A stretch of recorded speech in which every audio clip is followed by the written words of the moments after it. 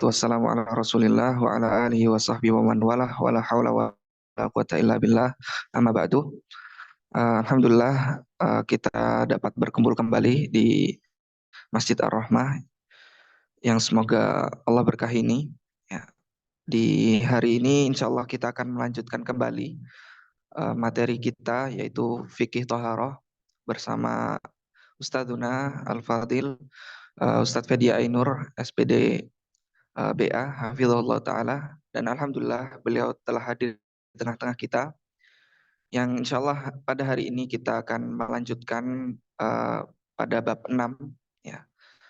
Jadi silahkan para peserta kelas syariah Muslim Course offline dan online silahkan mempersiapkan kitabnya ya, kemudian mempersiapkan alat tulisnya untuk mencatat.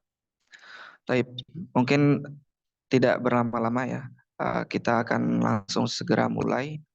Kepada Al-Ustadz Fedi Ainur Hafizahullah Ta'ala, waktu dan tempat kami persilakan.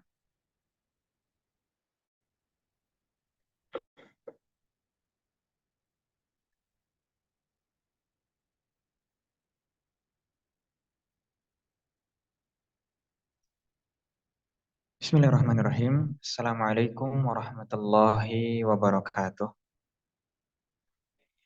Alhamdulillah. Assalatu wassalamu ala rasulillah wa ala alihi wa ashabihi wa man tabi'ahum bi ihsanin ila yaumil qiyamah.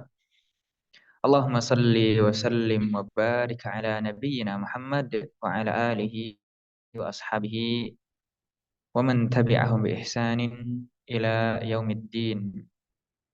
Ya ayyuhalladzina amanu taqullaha haqqa tuqatih wa la tamutunna illa wa antum muslimun. Allahumma anfa'na bima 'allamtana wa 'allimna bima yanfa'una wa zidna ilma. Allahumma inna nas'aluka 'ilman nafi'a wa rizqan thayyiba wa 'amalan mutaqabbala. Allahumma inna na'udzu bika min 'ilmin la yanfa' wa qalbin la yakhsha' wa 'ainin la tadma' wa nafsin la tashba' wa da'watin la yustajabu lah. Amma ba'du. Para hadirin yang dirahmati Allah Subhanahu wa taala, kelas syariah ya, peserta kelas syariah yang dirahmati Allah Subhanahu wa taala, kembali kita memuji Allah atas segala nikmat taufik serta hidayahnya, dan salawat serta salam semoga senantiasa tersampaikan kepada Nabi kita Muhammad sallallahu alaihi wasallam. Insyaallah pada kesempatan yang baik ini kita akan melanjutkan pembahasan kita tentang taharah. Kita ketahui bahwasannya urgensi dari mempelajari taharah ini memiliki kedudukan yang penting ya di dalam Islam. Bahkan Nabi Shallallahu Alaihi Wasallam pernah bersabda, "At-tuhur syatrul iman." Jadi kebersihan itu bahkan menjadi bagian dari keimanan. Ya. Suatu ketika juga Nabi Shallallahu Alaihi Wasallam pernah mendatangi Masjid Quba ya. Dan Masjid Quba itu ya, di sekelilingnya ada suatu kaum. Ya.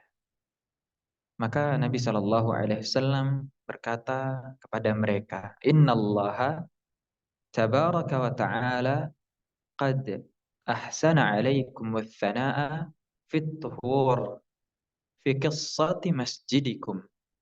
Sesungguhnya Allah Subhanahu wa taala telah mengabarkan suatu kabar bahwa kalian ya diberikan pujian ya atas perbuatan kalian dalam bersuci. Bersuci di yang masyhur ya kisahnya itu pada masjid kalian. Jadi Allah Subhanahu wa taala memberikan pujian kepada suatu kaum di sekitaran Masjid Quba. Ya, karena suatu kisah. Kisahnya itu apa?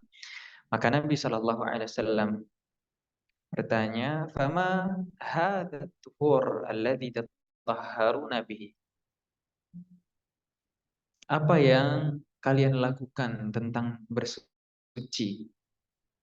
Yang kalian lakukan itu apa? Sehingga kalian itu dipuji, tapi penyebabnya itu adalah bersuci. Ya, bersuci yang bagaimana? Maka mereka berkata, "Wallahi ya Rasulullah, ma na'lam syai'a illa annahu kana lana jiran minal yahud." Demi Allah kami tidak tahu apapun kecuali dahulu kami itu memiliki tetangga orang Yahudi. Fakanu yaksiluna adbarahum minal ghaid. Nah, mereka itu ya biasa mencuci bagian kotoran mereka, ya. Kalau bahasa kita apa? Cebok. Apa? Cawi. Ya, membersihkan bagian misalnya dubur-duburnya, bagian belakang itu ketika seusai dari buang air besar. Itu aja ya yang dilakukan orang Yahudi di sekitaran mereka. Nah, kemudian orang-orang ini ya mengikutinya. Faghasalna kama ghasalu. Kami mencuci, bersuci sebagaimana orang-orang Yahudi itu juga bersuci. Bisa dibayangkan contohnya bahkan dari siapa? Dari Yahudi. Namun selama ya hal tersebut di dalam Islam juga berlaku, misalnya orang Yahudi bersuci, orang Islam bersuci, ya itu semua sama-sama perbuatan yang baik gitu. Bahkan di dalam suatu riwayat disebutkan mereka tidak hanya bersuci dengan eh,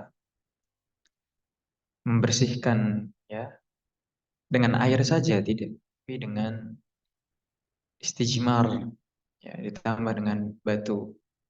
Jadi istinja dan istijmar digabung sehingga ya bersih, lebih bersih daripada hanya menggunakan satu metode saja. Itulah yang disebutkan di dalam Al-Quran di surah At-Taubah ya. Fihi rijalun yuhibbuna ayyatatahharu wallahu yuhibbu al-mutatahhirin. Wallahu yuhibbu al-mutahhirin.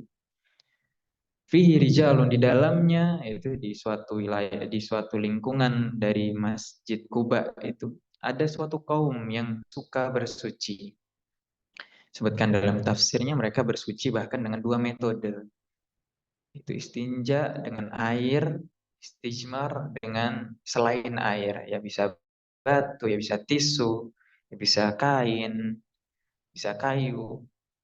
Yang tidak boleh hanya menggunakan kotoran atau bangkai atau makanan. Ya, itu tidak boleh. Ini ini salah satu faidah ya para hadirin tentang betapa pentingnya kita menjaga kebersihan sehingga suatu kaum bahkan dipuji, ya dipuji dan mendatangkan kecintaan Allah terhadap mereka lantaran mereka bersih, lantaran mereka cermat dalam bersuci. Dan sebaliknya kita pernah mungkin mendengar Nabi Shallallahu Alaihi Wasallam melewati suatu kuburan, ya ada dua orang yang diadab, ya. Yang satu suka mengadu domba, yang satu lagi tidak teliti dalam masalah buang air kecil. Jadi mereka diadab dengan sesuatu yang bukan hal yang besar, bukan perkara besar. Hal yang mungkin sebagian orang dianggap remeh-temeh. Itu mungkin mukadimah untuk refresh ya semangat kita untuk mempelajari tentang taharah, cara bersuci. Dan kita sebutkan di pertemuan yang lalu bahwasanya bersuci ini adalah kunci ya. Kunci menuju ibadah-ibadah yang lain. Sebagai contoh, Sebelum salat kita wajib suci dari hadas kecil dan hadas besar. Ketika kita junub, maka kita wajib untuk mandi terlebih dahulu. Ya. Atau ketika kita selesai dari buang air besar, buang air kecil, maka kita harus berwudu ya. Barulah kemudian salat kita sah jika wudu itu sudah benar. Sebagaimana moderator tadi sampaikan, kita sudah sampai bab 6 ya.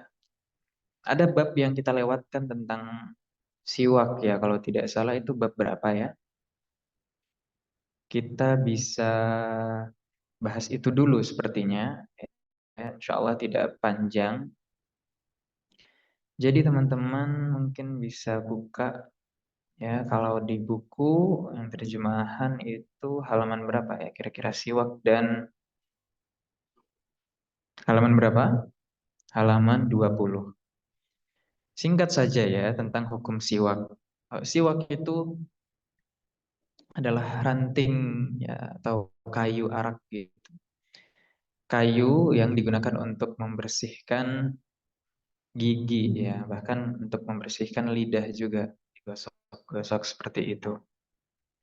Nah, siwak ini ya eh, hukumnya adalah sunnah ya, sunnah muakkadah, sunnah yang ditekankan. Dalam sabda Nabi Shallallahu Alaihi Wasallam disebutkan as-siwaku mabharatun lil fam wa mardatun lirabbi. Siwak itu selain membersihkan mulut, dia juga mendatangkan ridho Tuhan, ridho Allah Subhanahu wa taala. Atau hadis yang lain tentang penekanan bahwasanya siwak ini ya, sunnah yang harus diupayakan setiap muslim. Bahkan di suatu bab, siwak ini termasuk sunnah-sunnah yang ditinggalkan. Laula an syukka ala ummati la amartuhum bisiwak 'inda kulli salatin. Kalaulah tidak memberatkan umatku, niscaya aku perintahkan mereka bersiwak setiap salat. Di dalam riwayat lain, setiap berwudu. Nabi sebelum masuk ke rumah bersiwak dulu. Menjaga sekali Nabi Shallallahu Alaihi Wasallam eh, tentang kebersihan ya. Pertama urusan mulut ya. Orang yang mau berbicara ketika aroma mulutnya ternyata tidak sedap ya. Orang tidak lagi fokus dengan apa yang diucapkan. Dah risih saja dengan aromanya. Lantas kapan ditekankan kira-kira? Eh, Berdasarkan hadis Al-Mikdam bin Shuraih dari bapaknya, dia berkata, Sa'altu Aisyah. Aku pernah bertanya kepada Aisyah, bi ayyi syai'in kana yabda'un nabi idza dakhala baitahu. Qalat bisiwak. Dengan apa Nabi Shallallahu Alaihi Wasallam biasa eh, memulai sebelum masuk rumah ya. Maka Aisyah berkata bisiwak, dengan siwak. Ini ya. Yang pertama berarti siwak ini ditekankan ketika kita hendak masuk rumah. Jadi kita menjaga aroma kita terhadap keluarga kita. Ini yang utama. Kemudian selanjutnya ya orang lain. Ya, kadang-kadang kalau dengan keluarga sendiri kita sudah tidak perhatian tuh. Mau bau mulut, bau ketiak, bau badan, ya udahlah nggak apa-apa kan pasangan sendiri. Padahal justru merekalah yang paling berhak mendapatkan tampilan yang terbaik dari kita. Ya, makanya ada istilah kalau di rumah nggak dandan, tapi kalau di luar justru dandan. Nah, ini misalnya untuk perempuan atau untuk laki-laki. Kalau keluar saja rapi, kalau di dalam pakai kolor misalnya atau pakai kaos kutang saja. Ya, harus ya pasangan itu berusaha untuk menyenangkan pasangannya dalam hal-hal yang mubah dan lebih-lebih di dalamnya sunnah ya. Jadi pahalanya double-double. Pahala dia menjalankan sunnah dan pahala dia menyenangkan saudara atau pasangannya ya. Selain itu juga sebelum membaca Al-Quran, ya, ini adab kita ketika membaca Al-Quran ya, hendaknya kita bersiwak dulu, berwudu, ya, itu juga kita bersiwak dulu. Saat bangun tidur atau saat bau mulut itu berubah, itu bisa kita bersiwak ya. Hadis-hadisnya banyak sekali ya. Contoh yang Nabi Shallallahu Alaihi Wasallam ketika bangun di malam hari beliau menggosok mulutnya, itu sebagaimana yang diriwayatkan oleh Al-Bukhari ya dalam kitab Al-Wudu. Itu sekilas tentang kapan ditekankannya ya. Kita agak ringkas-ringkas membahasnya. Nah, dengan apa bersiwak? Jadi bersiwak ini apakah hanya dengan kayu saja atau boleh dengan sikat gigi misalnya ya. Atau ada produk yang berupa cairan yang fungsinya juga membersihkan gigi misalnya. Apakah boleh? Kalau kita baca di sini ya,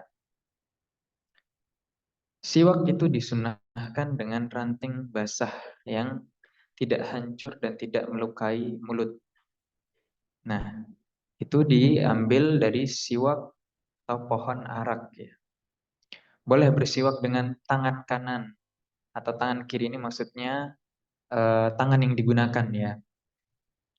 Kemudian apakah di sini sudah disebutkan tentang menggunakan ini sikat gigi? Rasanya belum ya. Nah, kalau ditanya apakah bersiwak dengan sikat gigi itu sama hukumnya dengan bersiwak dengan kayu arak ya rantingnya itu, maka di sini ada silang pendapat antara ulama Hanafi dan Hambali yang menganggap sunnah itu ya sunnah bersiwak itu ya dengan kayu tadi. Ada kayu arak namanya, ada juga disebut kayu basyam ya dan sejenis ranting-rantingan yang memiliki aroma yang bisa menghilangkan bau mulut ya. Ini kalau Imam Hanafi dan Hambali kayu, pokoknya kayu. Kalau Imam Syafi'i dan Imam Maliki, mereka berdua menganggap semua hal yang dapat mencapai tujuan yaitu bersihnya mulut dan hilangnya bau mulut, nah itu termasuk. Salah satu dalilnya adalah dari sisi kebahasaan ya. Imam Az-Zubaydi rahimahullahu taala mengatakan kata siwak itu berasal dari saka yasuku. Saukon atau saukan ya pakai kaf dia. Al-miswak yaitu alat untuk menggosok. Saka itu dalakahu. Dal itu artinya kan menggosok ya. Jadi apapun ya yang bisa digunakan untuk menggosok maka dihukumi sebagai siwak. Atau apapun yang bisa digunakan untuk membersihkan mulut dan menghilangkan bau ya dihukumi ya, sama seperti siwak pada umumnya. Dia mendapatkan sunnahnya tadi ya. Pakai tangan misalnya ya atau pakai sikat gigi yang manual, yang elektrik sama saja. Semuanya berfungsi seperti siwak pada umumnya. Yaitu siwak yang kayu ya, itu. Jadi boleh saja menggunakan sikat gigi. Kemudian coba kita beralih ke faedah-faedah siwak ya. Tentunya siwak ini kan berkaitan dengan kebersihan. Maka kebersihan mulut ini tentunya memberikan faedah pada diri seseorang. Ketika mulutnya, aromanya wangi, maka orang tidak risih.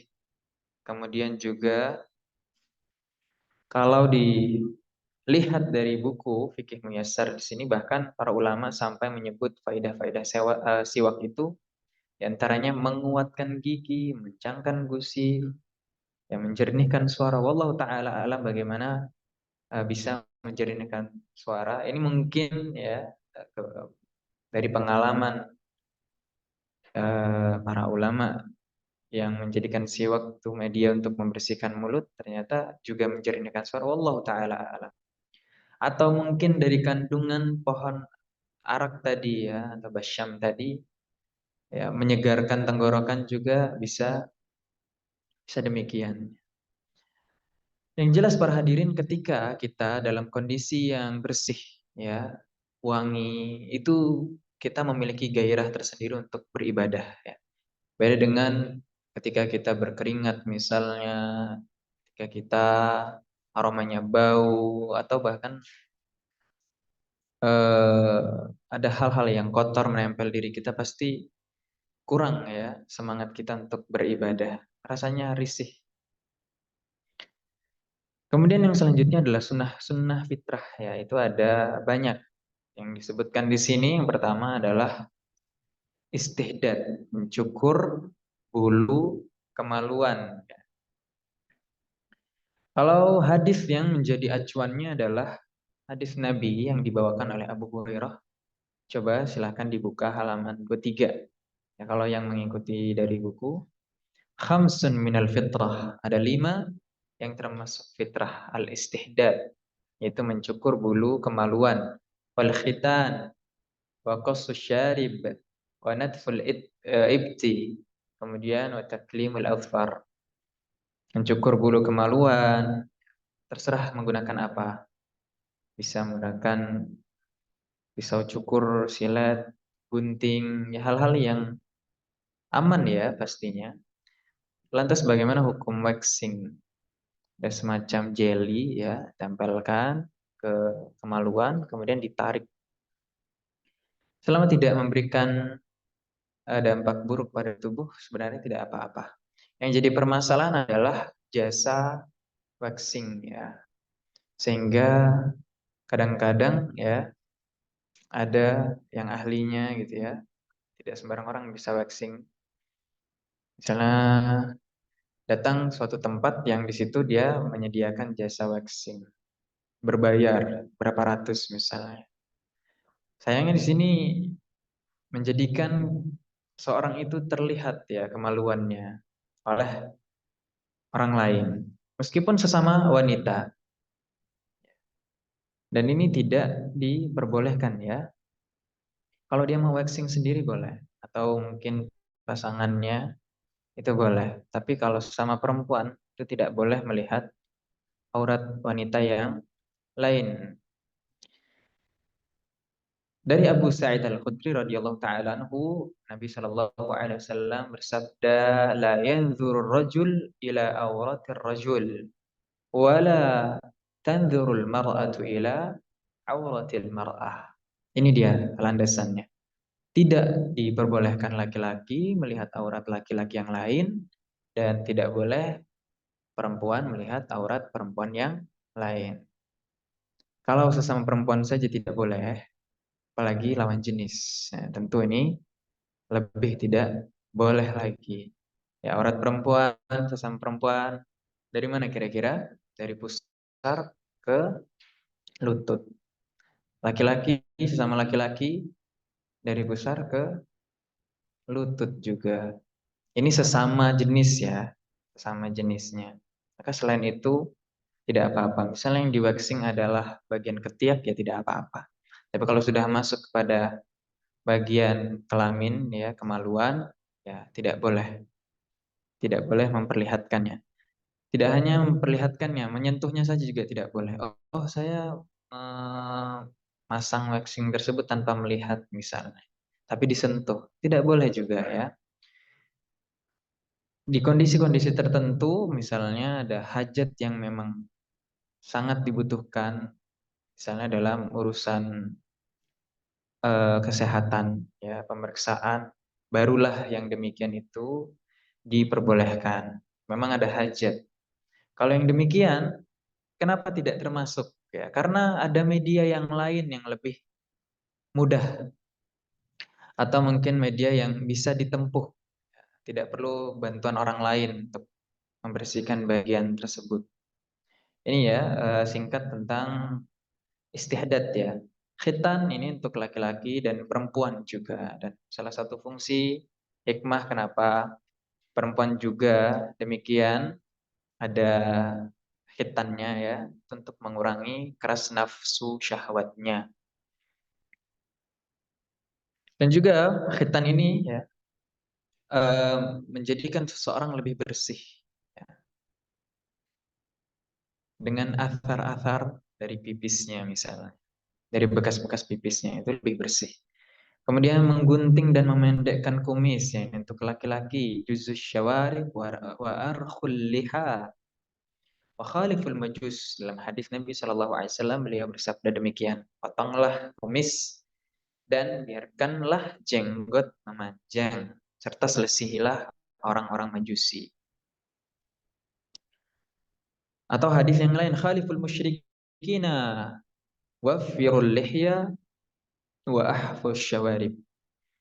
Selisihilah orang-orang musyrik, panjangkanlah jenggot dan tipiskanlah kumis. Karena orang musyrik itu kebalikannya, manjangin kumis, potong jenggot, atau potong jenggot, potong kumis. Begitu ya. Jadi kita diperintahkan untuk menyelisihinya. Memotong kuku. Ya, ini semua sunnah fitrah ini maksimal 40 hari ya. Lewat dari itu sudah menyelisihi fitrah. Hendaknya seseorang memperhatikan dari kuku-kukunya, dari bulu ketiaknya, bulu kemaluannya, ya, itu jangan sampai lewat dari 40 hari. Kemudian ya, mencabut bulu ketiak ya sebenarnya tidak mesti dicabut, bisa dicukur atau apapun medianya selama itu tidak memberikan mudarat ya dan tercapai tujuannya yaitu membersihkan. Karena kalau ada bulu di ketiak itu cenderung bau tidak sedap ya, di situ mengumpul.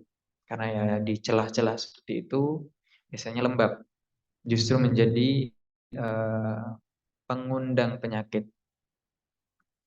Dan masih banyak lagi sebenarnya fitrah-fitrah ya, totalnya bahkan 10 yang berdasarkan hadis dari Aisyah, yaitu kita sebutkan secara singkat 10 perkara termasuk fitrah. Yang pertama memotong kumis, membiarkan jenggot, memakai siwak, menghirup ke dalam hidung yaitu istinsyak ketika kita berwudu.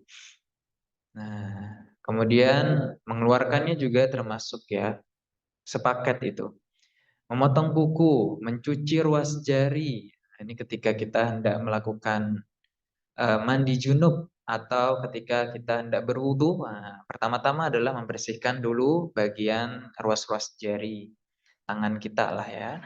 Mencabut bulu ketiak, cukur bulu kemaluan dan istinja. Itu membersihkan 2 jalan dengan air setelah buang hajat.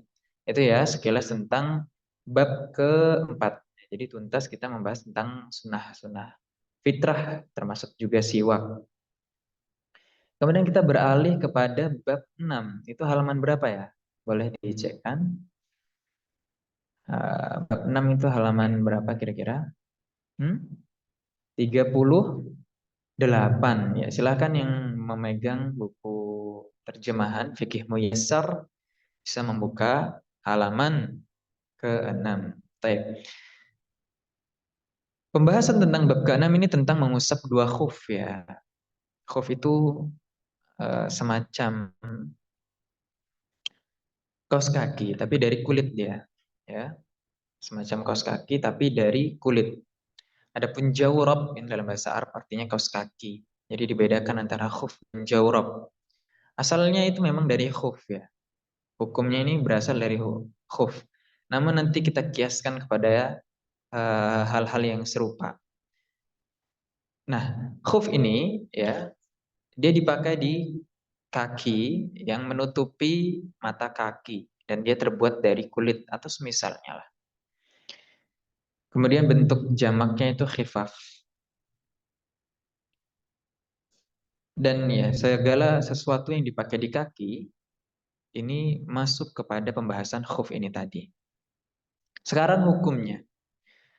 Singkatnya hukumnya itu boleh dan termasuk rukhsah.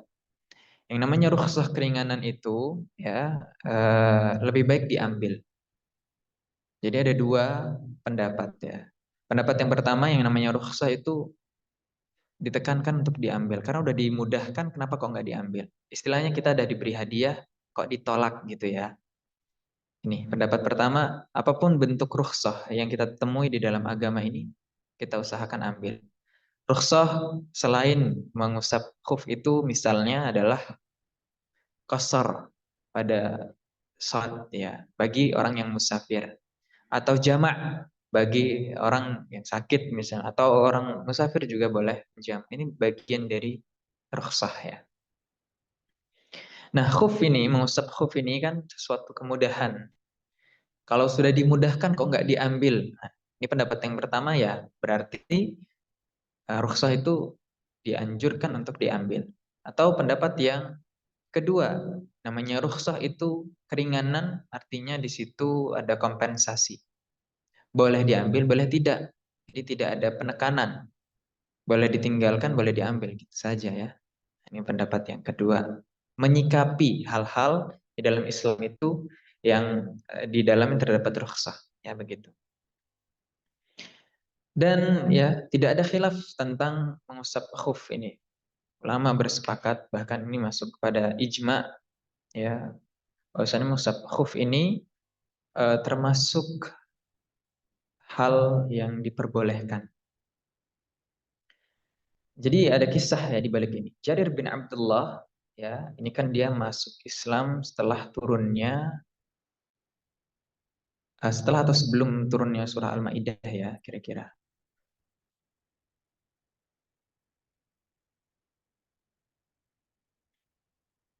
Antara kedua itu ya. Tapi di sini nanti kita akan giring kepada khuf ini. Jadi, oh ini pembahasan tentang tayamum, mohon maaf. Jadi Jarir bin Abdullah ini salah satu sahabat yang cukup paham tentang masalah mengusap khuf, kemudian juga tayamum, begitu juga tentang wudhu. Nah, nanti kalau kita sampai ke tayamum kita akan singgung ya. Nah, dalam hal ini juga beliau membahas ya tentang masalah khuf ini. Jadi beliau sempat bersama Nabi Shallallahu Alaihi Wasallam ya, melihat Rasul buang air kecil, kemudian beliau berwudu dan mengusap kedua khuf beliau. Ini salah satu dalil di mana Jarir bin Abdullah ini menyaksikan mengusap khuf ini diperbolehkan. Taib.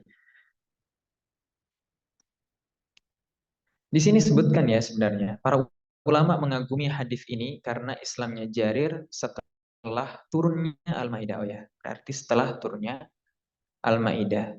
Maksudnya adalah ayat tentang wudhu. Sebagaimana yang kita sebutkan tadi, Jarir bin Abdullah ini sahabat yang cukup banyak pengalamannya tentang perkara wudhu, tayamum ataupun mengusap khuf ya.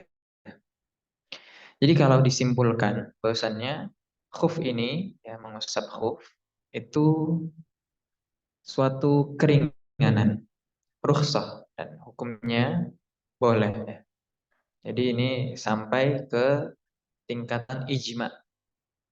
Caranya bagaimana? Atau mulai dari syarat-syaratnya.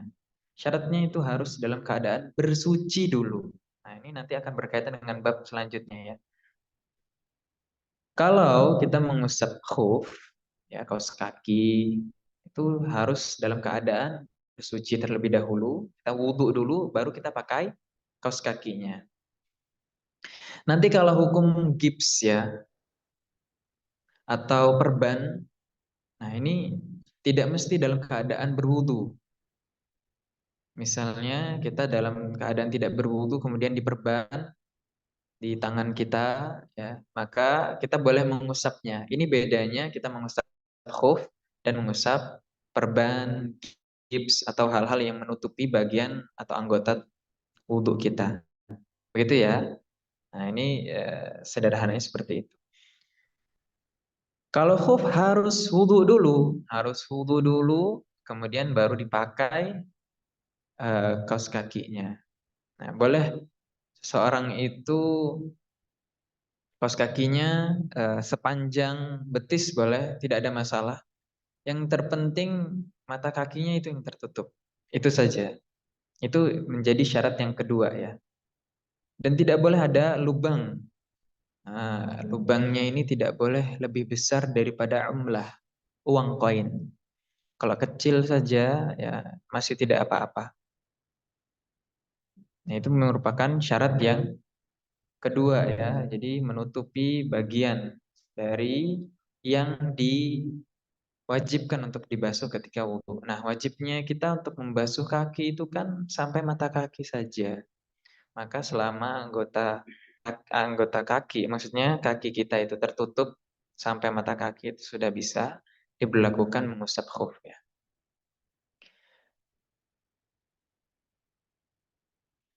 Nah, kemudian khufnya milik kita, bukan hasil dari rampasan atau mencuri. Ya, kalau dia pakai khuf tersebut dari suatu kemaksiatan, maka tidak boleh dia mengusapnya. Kemudian yang keempat, khufnya dalam keadaan suci, yaitu bahannya. Kalau bahannya dari kulit keledai, tidak boleh. Kulit yang diharamkan misalnya anjing atau babi misalnya, ya tidak boleh. Kalau kulit sapi boleh apa tidak? Boleh ya. Kemudian yang kelima, mengusap khuf dilakukan di waktu yang ditetapkan secara syar'i.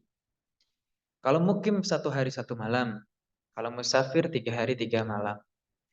Dan kapan dia mulai? Apakah ketika kita berwudu dihitungnya apakah kita saat berwudu atau apakah saat kita setelah berwudu kita menggunakan kaos kaki, apakah dihitung dari situ atau setelah kita batalnya? Yang mana kira-kira? Kan beda ya antara ketika kita berwudu ya, kemudian selesai dari itu kita menggunakan kaos kaki. Ya, apakah dari situ mulainya dihitung kemudian 1 hari 1 malam atau ketika kita batal ya, misalnya sudah pakai kaos kaki ya, setelah tadi berwudu pakai kaos kaki, terus kita batal, barulah kita mengusapnya.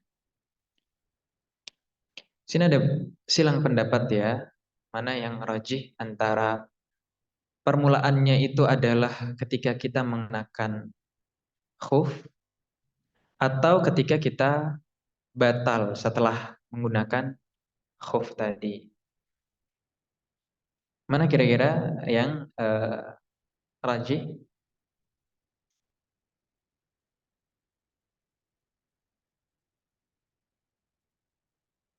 Itu dibahas di bab ke-6 ya. Kita agak lompat jadinya. Masa mengusap berawal dari hadas setelah memakai khuf. Misalnya seorang berwudu untuk sholat subuh. Dia memakai 2 khuf ya. Dan setelah matahari terbit, dia berhadas. Namun belum berwudu. Kemudian dia berwudu sebelum sholat zuhur. Maka permulaan waktunya itu adalah semenjak matahari terbit, yaitu saat terjadi hadas. Nah, justru bukan pertama kali dia pakai kaos kaki, ya, tapi ketika hadasnya itu kapan? Nah, dari situ ngitungnya. Ya. Kemudian agak naik lagi kita, agak naik-naik ya, agak tidak berurutan nih, mohon maaf. Tata caranya dulu, ya kita bahas tata caranya. Yaitu mengusap bagian atasnya saja. Ini punggung kaki diusap saja seperti biasa. Berapa kali kira-kira diusapnya? 1 kali sebenarnya cukup. Tidak mesti 3 kali. Selama dia terusap, maka sudah dihukumi mengusap khuf ya. Dan tidak perlu bagian bawahnya. Sah saja sebenarnya, tapi makruh. Karena memang yang dituntunkan itu adalah bagian atasnya. Memang kalau ditanya mana yang kotor, yang kotor memang yang bawah, tapi yang diusap yang atas. Ini menunjukkan ada dua faedah. Yang pertama adalah ini menunjukkan bahwasanya agama ini bukan dengan akal, tapi dengan wahyu. Makanya Ali bin Abi Thalib radhiyallahu taala anhu berkata, "Lau kana ad-din bir-ra'yi, lakana asfalul khuffi aula bil masih min a'lahu." Kalau seandainya agama ini dengan akal, ya, maka yang lebih pantas untuk diusap itu bagian bawah, karena bawah itu kotor ketimbang yang atas. Tapi ya, waqad ra'aitu Nabi sallallahu alaihi wasallam yamsahu ala zahir.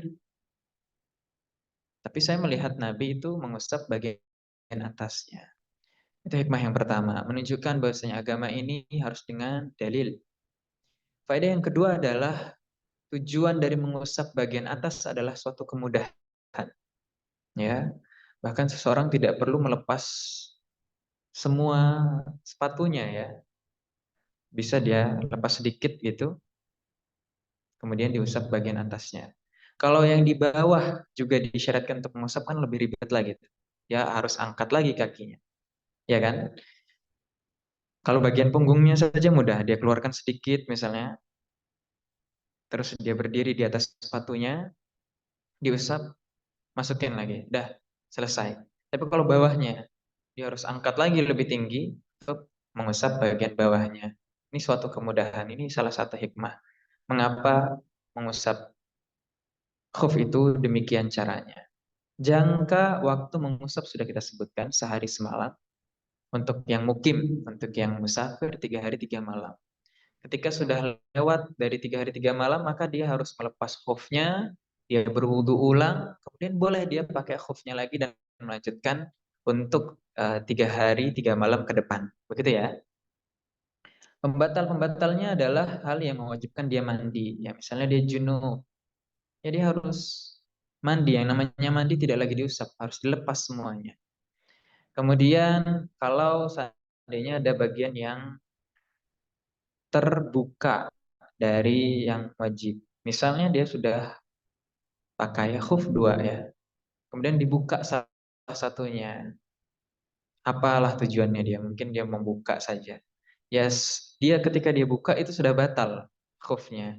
Jadi harus dalam keadaan menempel. Seterusnya jika ingin mempertahankan rukhsah mengusap khuf tadi.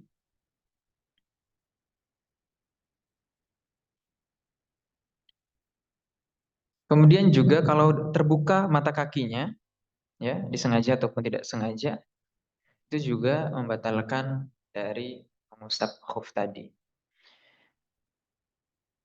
Dan ketika habis masanya ya secara otomatis batal ya, sudah tidak lagi berlaku.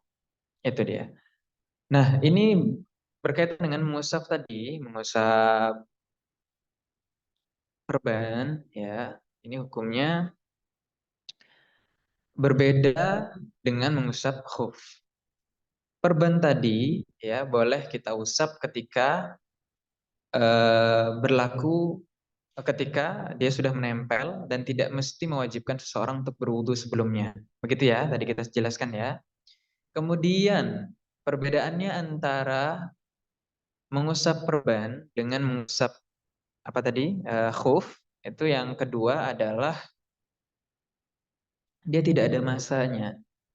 Masa berlakunya ya seterusnya sampai diperlukan. Kan kalau orang patah itu ya kapan dia membutuhkan untuk menggunakan itu ya seterusnya berlaku hukum mengusap gipsnya tadi itu. Jadi tidak mesti dibasahi. Ini suatu kemudahannya. Kemudian bedanya apa lagi? Tidak ada uh,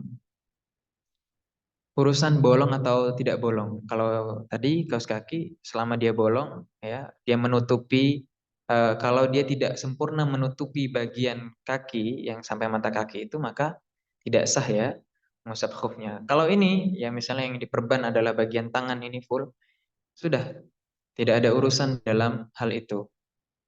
dia berlaku.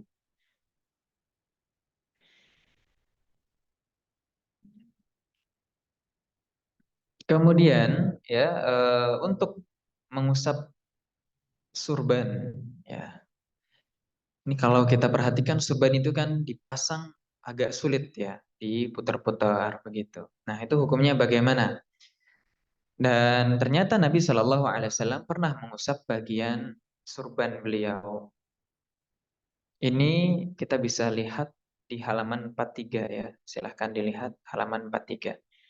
Nah, di situ disebutkan anna Nabiyya sallallahu alaihi wasallam masaha ala imamatihi wa ala nasiyati wal khuffain.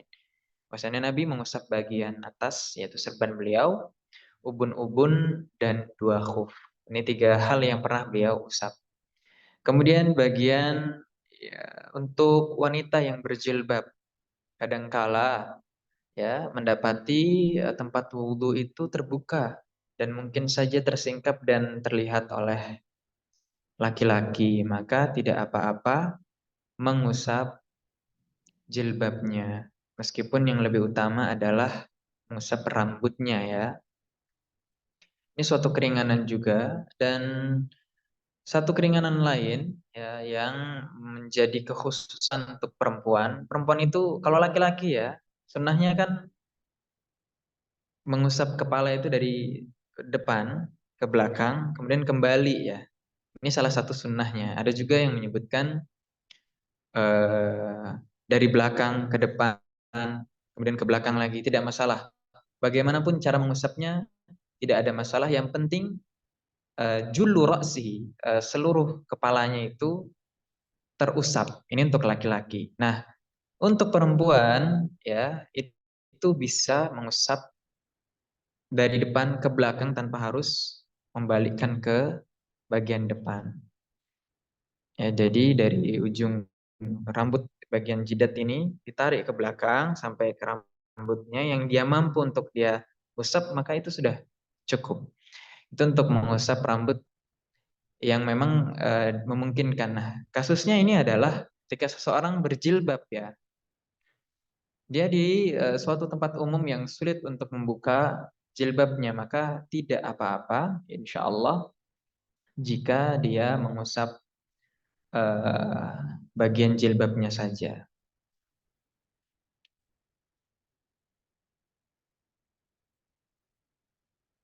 Itu untuk yang kesulitan ya. Nah, kalau dia dalam keadaan memungkinkan untuk membuka itu yang lebih utama ya. Jadi jangan bermudah-mudah juga di dalam hal ini.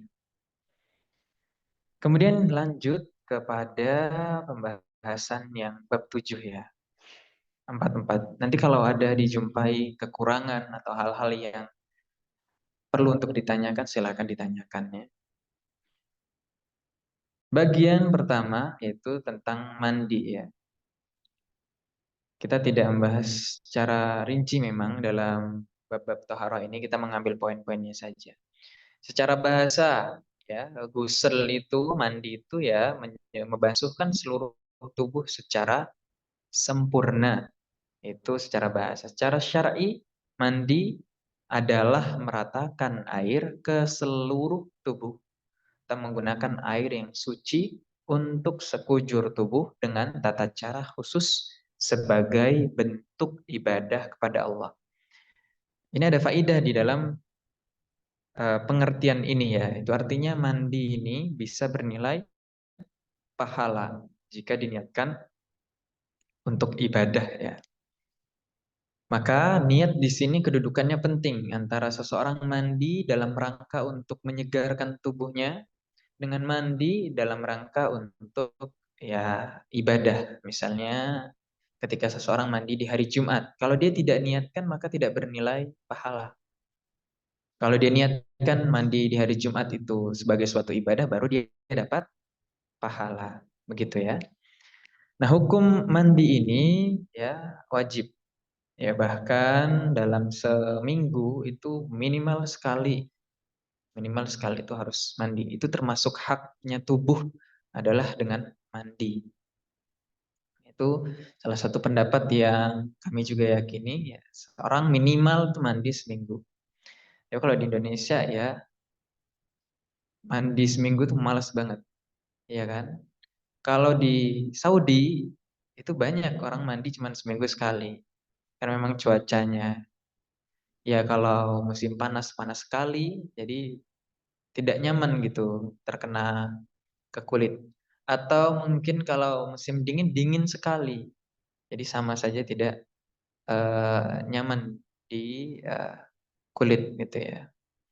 Dalam kondisi yang sangat panas atau sangat dingin memang ada keringanan ya, seseorang bahkan boleh bertayamum. Namun jika memungkinkan untuk mandi ya, ada pemanas ketika di musim dingin atau ada air es yang bisa untuk mendinginkan panasnya air ya, atau dibiarkan begitu saja kadang-kadang kan berkurang panasnya. Ya, itu harus diusahakan. Karena memang sekali lagi haknya tubuh itu dalam sepekan harus mandi sekali. Itu ada pendapat yang demikiannya. Kemudian untuk junub ya jelas wajib ya, wajib mandi. Dan penyebab mandi yang lainnya. Contohnya ketika seseorang naudzubillah murtad kemudian masuk Islam, ya dia wajib mandi gitu. Atau penyebab yang lainnya, keluar air mani misalnya bagi laki-laki ataupun wanita. Ya, wanita juga eh, ketika dia bermimpi, ya, dia melihat misalnya di area wanitaannya terdapat air mani, ya, ya disepakati bahwasannya dia juga wajib untuk mandi, ya begitu. Atau kita biasa sebut apa ini, mimpi basah ya. Kemudian masuknya kepala kemaluan laki-laki sebagian atau seluruhnya ke dalam kemaluan wanita. Sekalipun tidak terjadi keluarnya mani, maka dia wanita tersebut wajib mandi. Dan laki-laki tadi juga ya wajib untuk mandi gitu.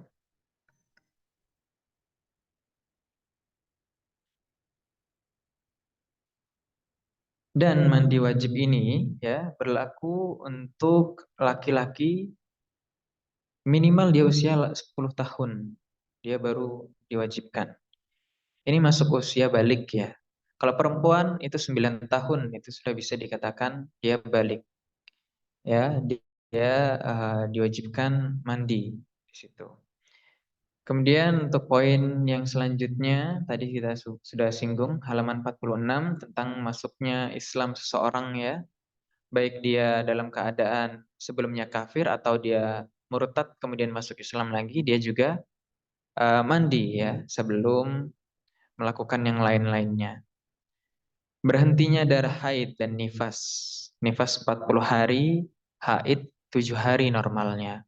7 hari kemudian setelah itu kan dia harus mandi. Dahulu ada yang bertanya seperti ini. Apa hukumnya wanita yang sudah berhenti darah haidnya, berarti kan dia wajib untuk mandi ya. Kemudian suaminya datang untuk melakukan hubungan suami istri. Boleh atau tidak? Nah, di sini jawaban yang tepat adalah tidak boleh, ya, karena wanita tersebut dalam keadaan haid dan baru terangkat hadasnya itu sampai dia mandi. Jadi tetap harus mandi. Nah, pikir kita kan capek mandi 2 kali gitu. Yang satu mandi junub, yang satu mandi untuk haid hadas tadi, hadas besarnya. Dan berkaitan dengan ini, mandi junub sama mandi setelah haid itu ada perbedaan sedikit ya. Perbedaannya itu di dalam mandi junub bagi wanita itu ada keringanan. Keringanannya adalah ketika wanita itu terbiasa mengkepang, ya, dia tidak perlu mengurainya. Ini kalau mandi junub. Kalau dia mandi untuk haid, dia harus mengurainya. Jadi seluruh rambutnya harus basah. Itu kekhususan untuk perempuan saja. Di buku ini ada, cuman saya bahas langsung supaya ringkas ya. Kemudian meninggal dunia juga harus mandi. Tapi gimana meninggal dunia mandinya? Ya dimandikan. dan yang memandikan itu juga mandi. Begitu.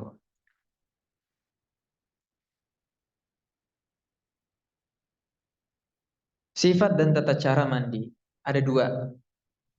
Ringkasnya begini. Yang pertama, yang penting air semuanya melewati tubuh kita. Semuanya. Dengan cara kita nyemplung kolam renang misalnya, ya, atau pakai shower, ya, semuanya dirasa udah basah, sudah selesai. Itu standarnya mandi. Tapi kalau yang disunnahkan, pertama adalah membasuh kedua tangan terlebih dahulu. Tangan dibasuh, kemaluan juga dibasuh, dibersihkan, menggunakan sabun misalnya untuk memastikan ya bersih begitu. Kemudian wudhu sebagaimana wudhunya sholat. Kemudian meninggalkan bagian kaki, kakinya diakhirkan. Ya. Kemudian salah satu sunnahnya juga atau urutannya setelah berwudhu tadi untuk sholat, ya kalau di sini memang tidak disebutkan ya kaki itu diakhirkan, namun di dalam riwayat yang lain ada detail seperti itu, kakinya diakhirkan. Kalaupun dia berwudhu secara sempurna di awal tadi sebelum mandi tidak ada masalah sama sekali, insya Allah.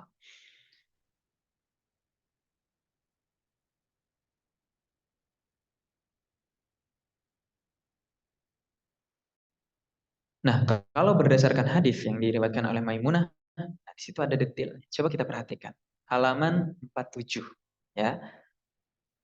Rasulullah Shallallahu Alaihi Wasallam menyiapkan air untuk mandi junub. Lalu kemudian menuangkan kedua tangan beliau. Jadi dibersihkan dulu tangannya. Membasuh kedua tangan beliau 2 atau 3 kali. Kemudian berkumur, istinsyak, wajah, ya.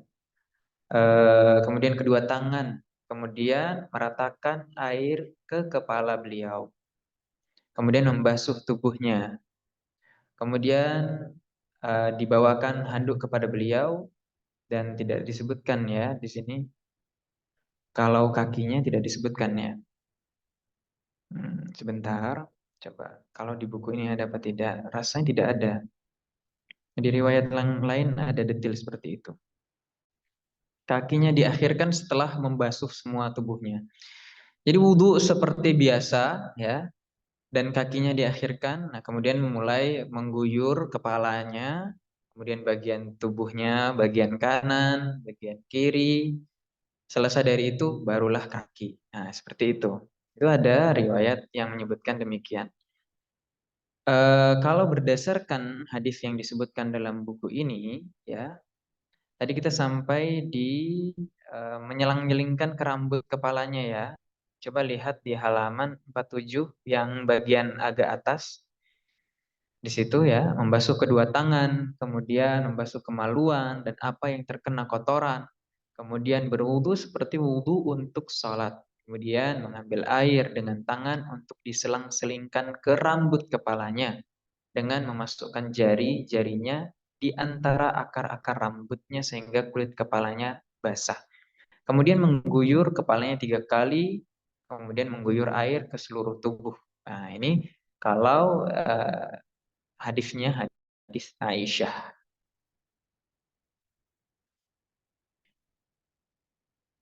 Ya, di sebelum ke bagian ketiga di situ disebutkan ya hadis Ummu Salamah ya tentang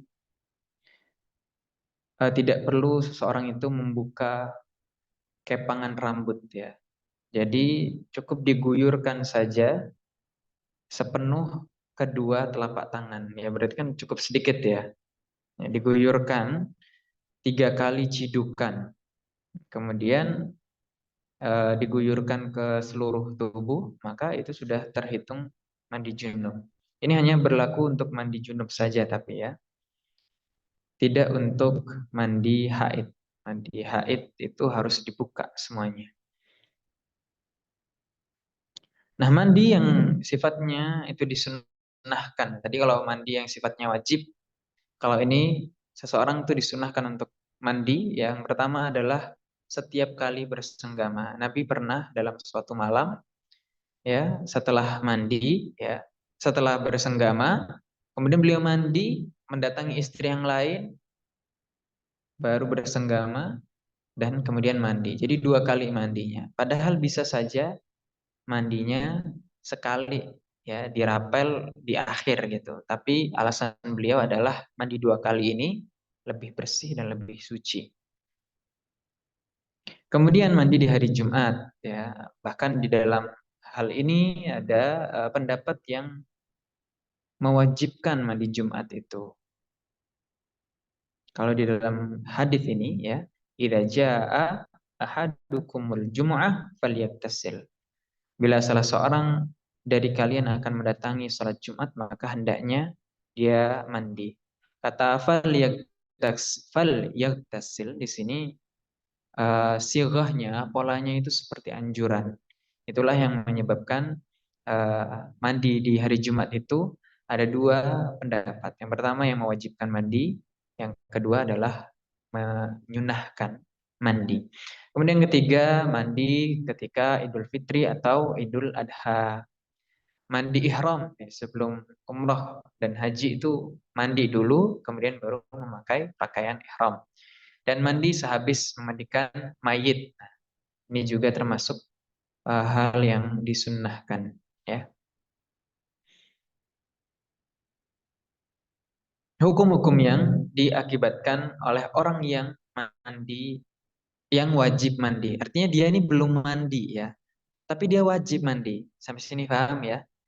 Nah, yang pertama adalah dia tidak boleh berdiam diri di masjid kecuali hanya melintas. Dalilnya adalah wala junuban illa abiri sabilin hatta taktasil.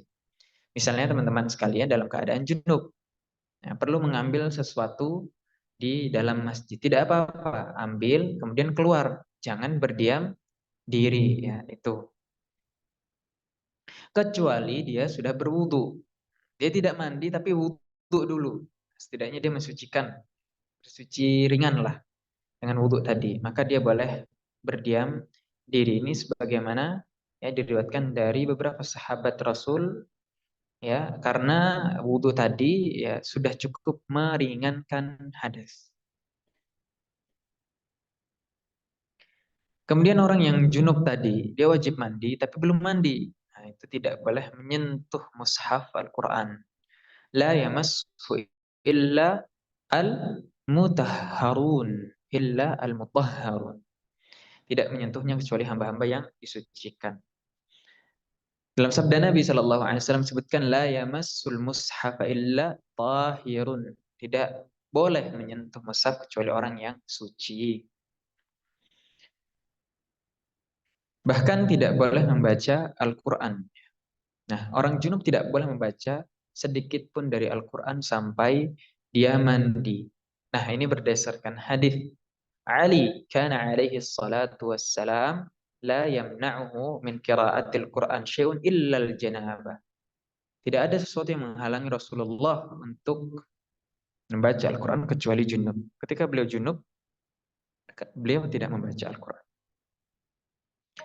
Dan salah satu hikmahnya adalah agar orang itu mandi segera, ya, tidak menunda-nunda. Ini merupakan kekhususan dari Al-Quran itu sendiri, ya. Jadi benar-benar dimuliakan. Kalau cuma masuk masjid, oke, masjid rumah Allah, tapi ada keringanan di situ. Orang yang wajib mandi tidak perlu mandi, cukup berwudu untuk meringankan hadasnya. Tapi kalau Al-Quran sama sekali tidak, ya, tetap harus mandi. Ya, ini salah satu hikmahnya. Orang junub, ya, juga tidak boleh sholat sebagaimana telah dibahas sebelumnya. Ya, ini jelas sekali. Tidak boleh tawaf juga. Cukup insya Allah pembahasan tentang junubnya. Nah, ini pembahasan tentang tayamum. Tayamum ini, ya, nantinya akan berkaitan dengan hadis Jabir tadi, ya. Kita akan persingkat, ya. Pertama, ya, tayamum ini disyariatkan dan dia merupakan suatu keringanan. Dia batal ketika air itu sudah ditemukan atau ketika kesulitan itu sudah tidak ada. ya. Contoh, ketika seseorang tidak menjumpai air, maka boleh bertayamum. Ketika dia sudah mendapatkan air, maka dia harus berwudu ya untuk menyempurnakan bersucinya. Kemudian seseorang yang sakit tidak mungkin untuk menyentuh air, maka boleh dia bertayamum. Ketika penyakitnya hilang, maka dia maka dia harus berwudu ya begitu ya. Jadi asalnya adalah tayamum ini untuk keringanan. Ketika tayamum ini untuk keringanan. Asalnya adalah ketika penghalang-penghalang kita untuk berwudu itu sudah hilang, maka tayamum sudah tidak berlaku. Misalnya airnya terlalu sedikit ya, airnya terlalu sedikit, tidak mungkin untuk berwudu dan kita juga butuh air ini untuk minum. Ya maka tidak apa-apa dia bertayamum. Ya, ini juga termasuk di dalamnya boleh seseorang bertayamum. Dan debunya itu yang suci. Asalnya adalah segala sesuatu dari tanah, batu, pasir yang berada di permukaan bumi. Itu yang digunakan untuk bertayamum. Kalau di zaman dulu mudah untuk mendapatkan debu-debu seperti itu. Dan sifat debu tersebut adalah thayyib ya, yang suci, yang baik, tidak memberikan mudarat kepada orang lain. Ditanyakan apakah boleh kita bertayamum dengan debu yang ada di dinding, debu yang ada di atas kasur, debu yang ada di lemari, boleh apa tidak? Nah, oleh Syekh Jibrin itu disebutkan tidak apa-apa. Itu ya, kita langsung sebutkan saja kesimpulannya.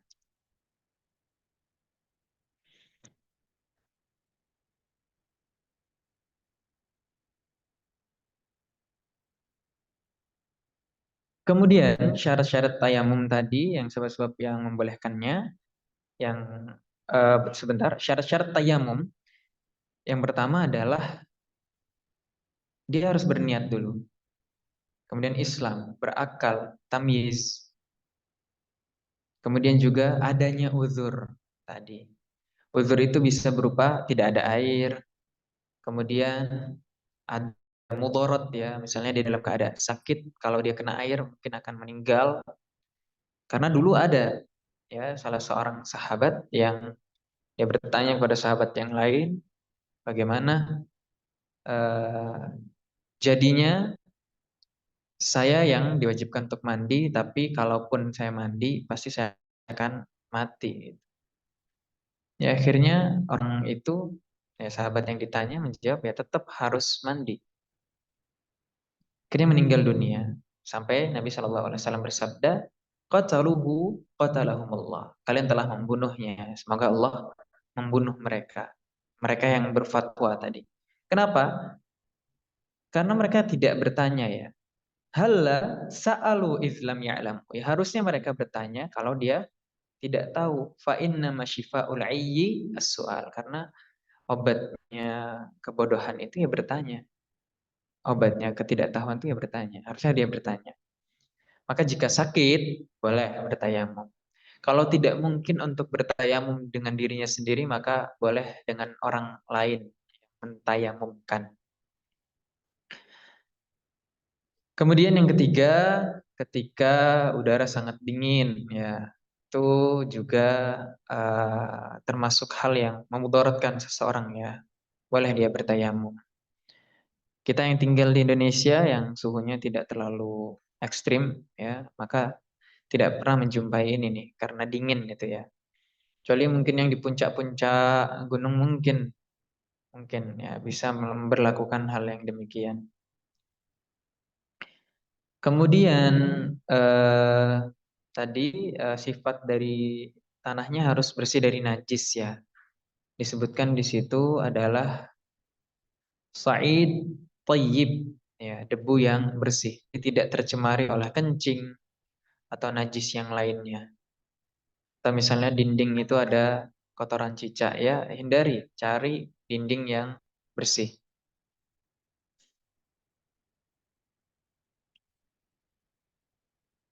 Pembatalnya ya ada tiga.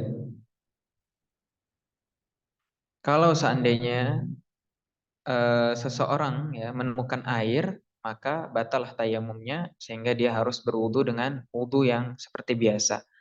Atau hilangnya uzur, misalnya sakitnya sudah hilang, maka dia tidak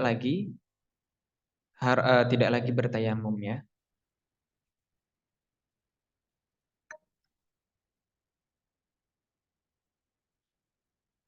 Kemudian seseorang yang bertayamum, kemudian dia pipis, maka dia harus bertayamum lagi. Sebagaimana wudhu tadi batal karena buang air kecil atau hadas kecil ataupun hadas besar. Sekarang pertanyaan saja langsung ke kasusnya. Kalau seseorang dalam keadaan em, junub ya, air tidak ada. Lantas untuk dia bersuci bagaimana? Dengan cara bertayamum. Kemudian dia ingin sholat. Apakah dia cukup dengan tayamum yang pertama atau tayamum harus diulang lagi karena dia diwajibkan untuk berwudu? Mana yang eh, benar di kasus ini? Apakah seseorang yang junub kemudian dia mau sholat harus bertayamum 2 kali atau dia cukup bertayamum dengan 1 kali untuk 2 hal sekaligus? Yang pertama menggugurkan kewajiban mandi junub, yang kedua untuk menggugurkan kewajiban berwudu. Maka wallahu taala alam yang eh, kuat insya Allah pendapatnya adalah seseorang yang ingin menggugurkan kewajiban mandi junubnya adalah dengan cara bertayamum. Selesai dia urusan itu. Untuk menggugurkan kewajiban wudhunya, dia harus bertayamum untuk kedua kalinya. Jadi tidak bisa dirangkap.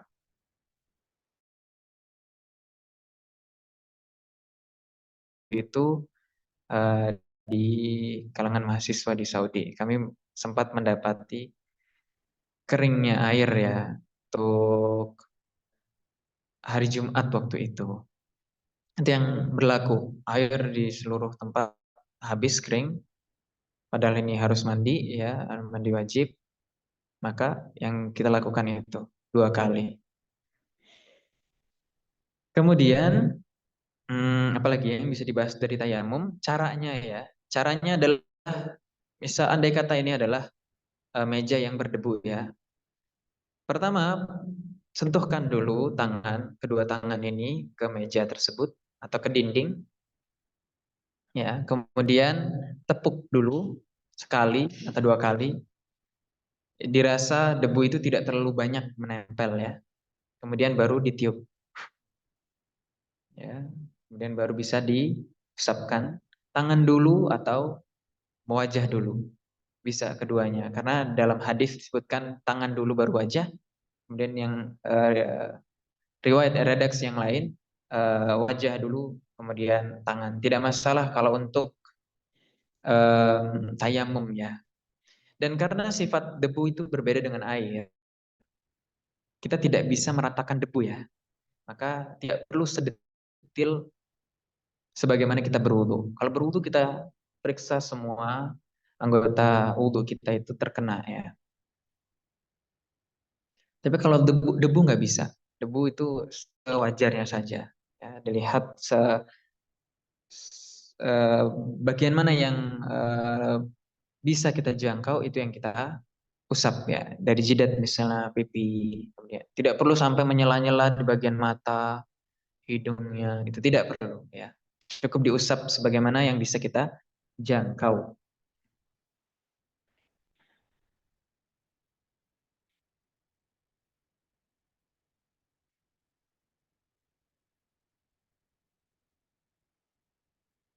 Taib, ya, ini masih ada 2 bab, tapi waktunya udah mau habis ya. Insya Allah, ternyata kurang ringkas ya. Tidak apa-apa. Kita singkat untuk bab ke-9, hukum-hukum najis dan cara menyucikannya. Yang pertama adalah najis itu ada 2 macam. Ada yang sifatnya aini atau hakiki, ada yang namanya najis hukmi. Nah, ini diingat-ingat saja. Najis aini atau hakiki itu najis Ya karena zatnya najis ya. Misalnya kotoran, keledai itu najis, kotoran anjing, babi itu najis, darah, air kencing itu najis ya. Jadi zatnya. Jadi begitu singkat contohnya. Kalau hukmi itu hukumnya, keadaannya. Misal ya seseorang yang hadas kecil habis kencing atau habis buang air besar atau hadas besar seperti ya seseorang yang junub habis haid. Nah, itu masuk kepada kategori najis hukmi. Dan cara menghilangkannya ya, kalau kita bagi lagi najis itu berdasarkan berat dan ringannya itu ada tiga. Yang pertama adalah najis mughalladhah, najis yang berat ini, yaitu najisnya anjing dan turunannya. Ya, apa-apa yang muncul lah daripada anjing itu. Kemudian najis mukhaffaf ini artinya najis yang ringan. Najis ringan itu seperti kencing bayi laki-laki yang belum diberi makanan. Artinya dia cuman minum ASI. Ini termasuk mukhaffaf yang ringan ya. Mutawassithah itu yang pertengahan ya. Kencing, ya tinja, bangka itu najis mutawassithah pertengahan. Jadi kalau mau enaknya kita bagi berat, pertengahan, ringan. Nah, seperti itu. Kemudian benda-benda yang najis itu ya air kencing, ya kotoran, ya muntah, ya kemudian eh, nanah ya, nanah juga termasuk najis. Kemudian darah juga najis.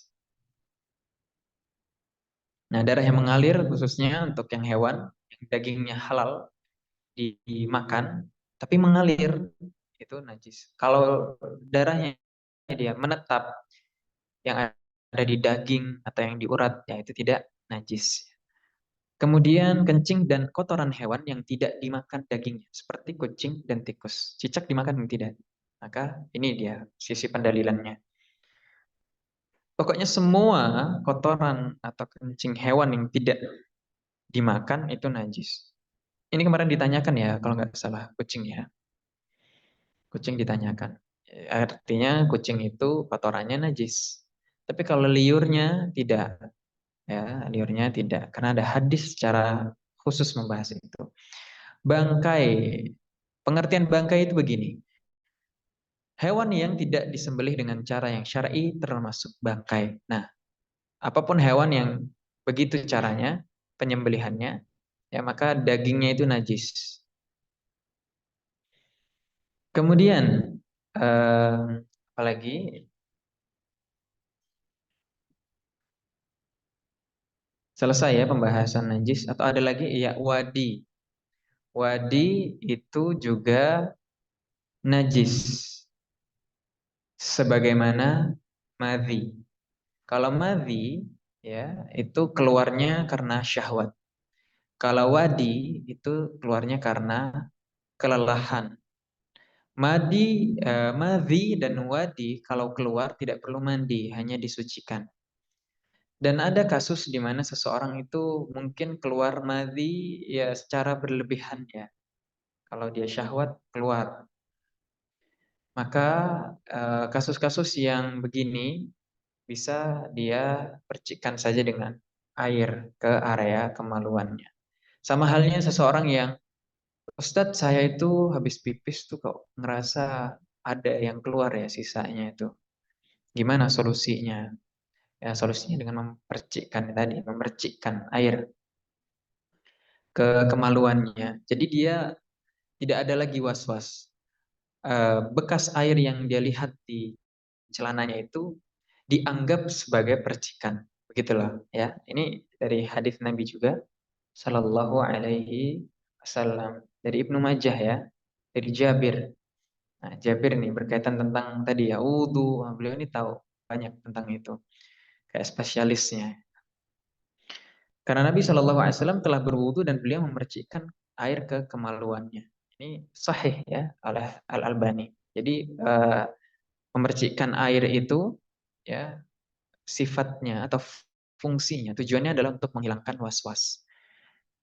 Sama dengan area-area yang kiranya kita khawatir di situ ada najis, sudah percikan saja.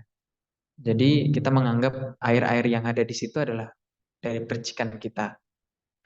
Itu cara menghilangkan was-wasnya. Kemudian darah haid ya, itu ini najis. Dan cara menyucikan najis itu ada banyak. Kalau berkaitan dengan tempat, ya suatu benda maka dicuci. Ya. Kemudian kalau di baju, ya baju yang terkena najis, kadang-kadang orang menggunakan mesin cuci, ya maka hendaknya dia memisahkan terlebih dahulu, membasuh yang najis tadi agar tidak mencampuri benda-benda suci yang lain, pakaian-pakaian suci yang lain. Ya, jadinya pakaian itu yang najis tadi dipisahkan, dibasuh dulu ya menggunakan air yang suci, air mutlak namanya. Air mutlak ini air suci yang mensucikan. Kemudian barulah dia masukkan ke dalam mesin cuci supaya dia tidak mengkontaminasi pakaian-pakaian suci yang lainnya. Ya, gitu. Karena kadang orang itu menganggap ini namanya dicuci mesin cuci dicuci ya bersih ya. Padahal tidak semudah itu. Maksud kita membersihkan sesuatu yang najis itu adalah menghilangkan zatnya tadi agar tidak mencemari yang lain. Begitu ya. Kemudian itu untuk benda-benda yang mungkin kita bersihkan dengan air. Ada benda-benda yang najisnya itu karena jilatan anjing, maka ada tindakan khusus ya. Salah satunya adalah dengan mencucinya menggunakan tanah atau pasir misalnya. Ini ada kaos kaki. Kaos kakinya digigit anjing. Ya sudah, yang pertama pakai tanah dulu ya, di misal pasir. Ditutupi pakai pasir, di apa namanya, digosok-gosok seperti ini misalnya. Baru sisanya ya dengan air. Nah, seperti itu. Kenapa demikian kira-kira? Ya supaya orang tuh tidak bermudah-mudahan memelihara anjing. Karena selain keperluan untuk menjaga hewan ternak, untuk menjaga kebun misalnya, asalnya kita tidak diperbolehkan untuk memelihara anjing atau tidak untuk berburu, maka tidak boleh memelihara anjing. Ya, kalau memelihara anjing maksa gitu ya, maka akan berkurang setiap harinya 1 kirat. 1 kirat itu seperti 1 Uhud. 1 Uhud, Gunung Uhud yang ada di Madinah itu gunung terbesar, tinggi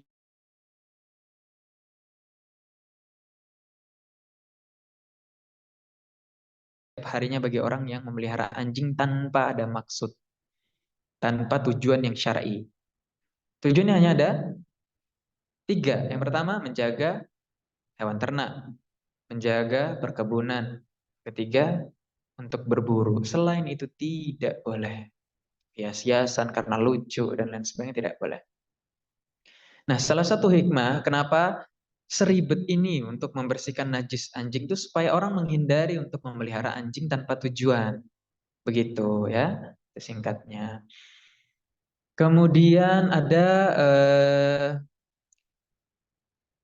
cara membersihkan dengan cara mengusap, misalnya pedang ya, yang tajam, pedang yang terbaluri oleh darah itu bisa dihilangkan najisnya dengan cara diusap menggunakan kain.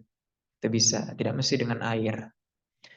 Kemudian cara bersuci yang lain adalah dengan membuang bagian najisnya, ya. Misalnya contohnya pada suatu benda yang padat ada najis di situ, cicak. Apakah semua bagian tersebut najis lantaran tai cicak yang kecil ini? Maka jawabnya adalah kalau bendanya padat, maka silahkan membuang bagian yang terkena ya. Kemudian yang lain yang tidak terkena bisa digunakan gitu. Itu biasanya ada pada mentega yang padat gitu ya, atau hal-hal yang padat lainnya lah ya. Kemudian cara Bersuci yang lain ada lagi yang bisa membantu menambahkan, mengusap ya, diperciki tadi ya, ini untuk najis-najis yang mukhaffaf, yang ringan, untuk kencingnya bayi laki-laki yang belum diberi makan, ya begitu. Yang terakhir pembahasan tentang haid dan nifas ya. Em, Bisa tidak kita bahas ini ya? Untuk haid ya, silakan buka halaman 61. Nah, permulaan waktu haid itu ya ketika seorang perempuan berusia 9 tahun. Itu minimalnya ya, karena belum pernah ada berita yang valid orang haid itu sebelum di usia 9 tahun. Nah, dan maksimalnya itu biasanya 50 tahun. Ya, dan karena secara umum demikian, tidak ada perempuan yang masih haid di atas usia 50 tahun. Meskipun kita dapat kabar bahwasanya istri dari Nabi Ibrahim itu Sarah ya, hamil di usia 90 tahun. Di usia 40 tahun pernah keguguran. Kemudian di usia seterusnya sampai di usia 90 tahun ya tidak ada kabar beliau hamil. Sempat ya putus asa dan lain sebagainya, kemudian kembali memohon kepada Allah, akhirnya lahirlah anak. Ya, ini istri dari Nabi Ibrahim ya, Sarah ya. Tapi berkaitan tentang secara umum ya, secara umum maksimal itu 50 tahun. Begitu. Adapun masa dari eh, haid itu ya biasanya sih 7. Kadang ada yang lebih dari 7 hari, misalnya 2 pekan mungkin, atau kurang dari itu. Ada kejadian seperti itu dan ini dikembalikan kepada adat atau kebiasaan. Ya. Tapi umumnya 7 hari. Umumnya haid itu 7 hari. Kemudian yang dilakukan yang tidak diperbolehkan ketika seseorang haid ya, pertama adalah berhubungan suami istri. Itu tidak diperbolehkan. Kemudian tidak boleh seorang wanita yang haid itu ditalak ya. Karena eh,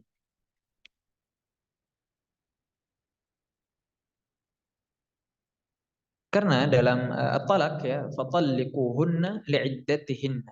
Maka hendaklah kalian ceraikan mereka pada waktu mereka dapat menghadapi iddahnya yang wajar, yaitu dalam keadaan dia bersuci, ya, sudah dalam keadaan tidak haid, baru bisa itu ditalak ya.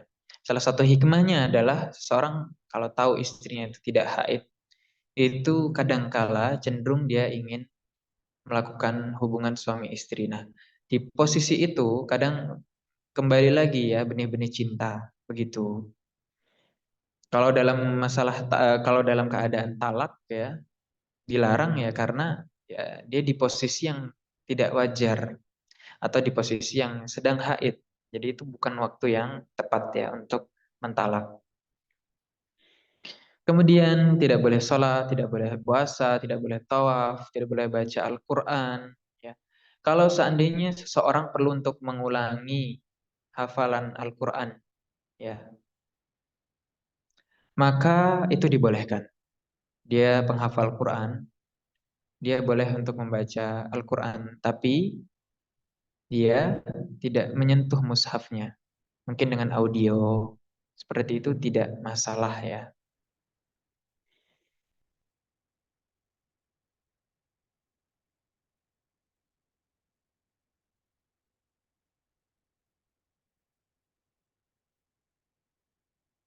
Kemudian memegang mushaf tadi tidak boleh, masuk masjid dan berdiam diri di dalam masjid, itu juga tidak boleh bagi wanita haid. Tapi ada penjelasan tersendiri tentang bolehnya wanita haid itu masuk ke masjid ya.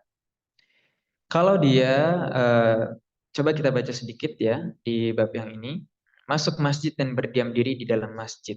Ini hadisnya adalah la uhillul masjida li junubin wala haidin. saya tidak menghalalkan masjid untuk orang junub dan wanita haid. Karena Nabi ya waktu itu ya sampai-sampai menjulurkan kepalanya karena Aisyah ya sementara itu dalam keadaan yang haid. Itu menunjukkan bahwasannya orang haid itu nggak boleh masuk masjid ya. Bahkan ya untuk lewat saja itu tidak boleh. Dengan illah, dengan sebab takutnya mengotori masjid. Ada yang jatuh dari darahnya.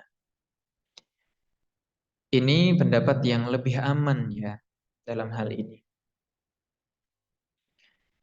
Kemudian ya yang selanjutnya tentang nifas saja kita langsung bahas. Tadi maksimal masa nifas itu biasanya 40 hari ya. Dan orang-orang yang nifas ini sama berlakunya seperti orang yang haid, tidak boleh sholat, tidak boleh tawaf, dan tidak boleh yang tadi kita sebutkan ya.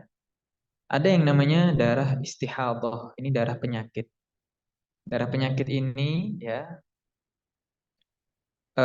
bukan darah yang keluar seperti darah haid. Kalau darah haid itu merah, kemudian kalau kalau darah istihadhah itu merah ya.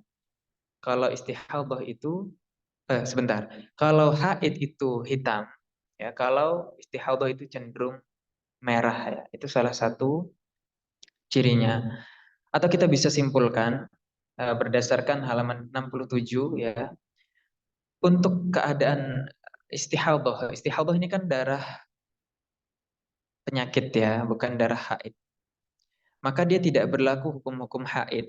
Dia masih boleh sholat, dia masih boleh eh, tawaf, dia masih boleh megang Al-Quran, bahkan boleh berhubungan suami istri. Nah, keadaannya itu ada tiga. Yang pertama adalah dia tahu waktu-waktu haid dia, tanggalnya dia tahu. Nah, ketika darah ini muncul di luar dari hari-hari haidnya, maka sudah mudah untuk dia mengidentifikasi kalau ini darah istihadhah. Yang kedua, kalau dia tidak memiliki kebiasaan yang jelas, tapi dia tahu ciri-cirinya. Ini darah haid, ini darah istihadhah. Misalnya haid itu darahnya cenderung hitam, kental, dan berbau. Sedangkan istihadhah itu ya cenderung merah, kemudian ya tidak berbau. Nah, dalam kondisi yang dia tahu ciri-cirinya, maka ya dia perlakukan dirinya sebagai orang yang tidak haid. Nah, yang sulit itu begini, yang dia tidak tahu kebiasaan haidnya dan dia juga tidak memiliki ciri-ciri yang biasanya dia gunakan untuk membedakan ini haid dan ini istihadhah. Caranya adalah dia anggap dirinya itu haid ya selama 7 hari, kemudian setelah itu dia mandi ya. Jadi menggunakan 7 hari ini sebagai keumumannya, begitu. Untuk mencari hari-hari eh, hari-hari baiknya dia, hari-hari apa namanya, hari-hari sucinya dia, begitu ya. Ini untuk kasus ya orang yang tidak tahu tanggalan kapan dia haid dan dia tidak tahu ciri-ciri mana darah istihadhah dan mana darah haid. Mungkin itu dulu ya yang bisa kita sampaikan. Nanti akan lebih jelas jika ada yang ingin bertanya.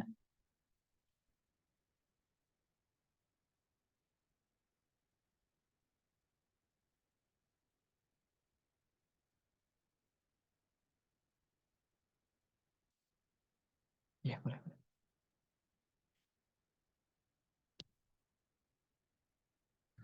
Baik, jazakumullah khairan Ustaz atas eh, pemaparan materinya.